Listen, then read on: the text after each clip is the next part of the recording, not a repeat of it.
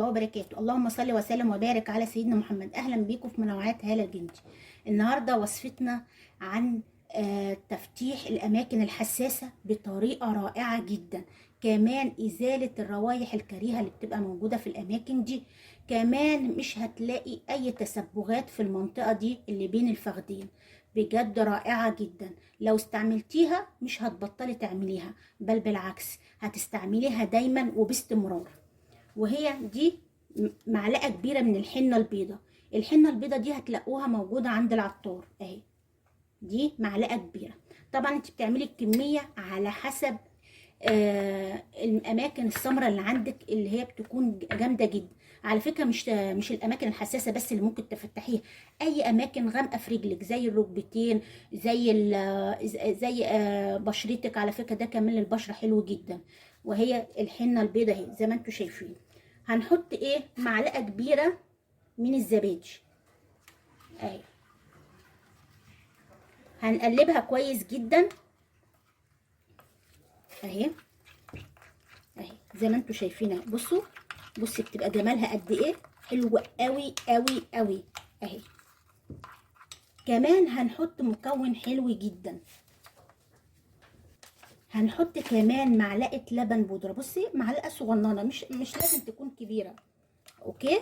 وادي اهي هتقلبيها برضو اهي. بصراحه هتديكي تفتيح جامد جدا، بس اتمنى انكم تستنوا لغايه اخر الفيديو، لان هقول لكم تستعملوها ازاي عشان تديكوا نتائج رائعه. كمان هحط بصوا اهو زيت شجره الشاي، ده بيمنع الالتهابات في الاماكن دي، كمان بيفتح الاماكن دي ويشيل اي حبوب موجوده فيها بطريقه جامده جدا، حلوه قوي. بصي هي معلقه اهي، بس معلقه اهي واحده بس، وهتقلبيها كويس جدا اهي زي ما انت شايفه اهي. بصوا اهي دلوقتي دي المكونات بتاعتنا بقت موجوده وجاهزه. هنعمل ايه علشان نفتح الاماكن ديت كويس جدا؟ لازم نعمل اسكراب للاماكن دي اللي هي بين الفخدين وفي الاماكن الحساسه. ان احنا نجيب مثلا، ممكن الاسكراب ده بيتباع جاهز، لكن انت ممكن تعمليه في البيت، وهو عباره عن معلقتين سكر وعليهم مثلا زيت زيتون، وممكن تحطي كمان شويه بن او قهوه، وتروحي دعكه المكان ده كويس جدا. وبعد كده هو تنشفيه حلو قوي.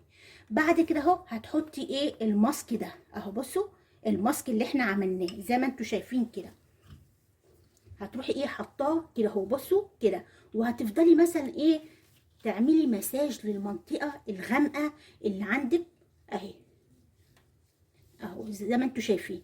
هتروحي بقى حطاه. هتسيبيه قد ايه بقى؟ على فكره كل ما تسيبيه اكتر كل ما بيديكي تفتيح اكتر. يعني لو سبتيه مثلا نص ساعه لساعه الا ربع في المكان اللي هو الغامق ده، هيفتحهولك بطريقه حلوه جدا. وبعد كده هو تروحي تشطفي المكان ده كويس جدا تنشفيه، لان ما يبقى فيه ميه في الاماكن دي بيعمل التهابات جامده جدا.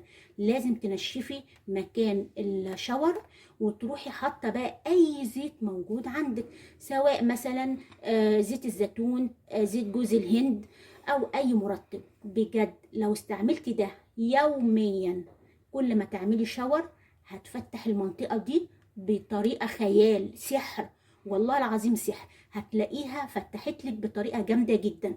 اتمنى يا رب ان الفيديو يكون نال اعجابك. لو نال اعجابك ما تنسيش الاشتراك في القناه وتفعيل الجرس ولايكات كتيره حلوه زيكم.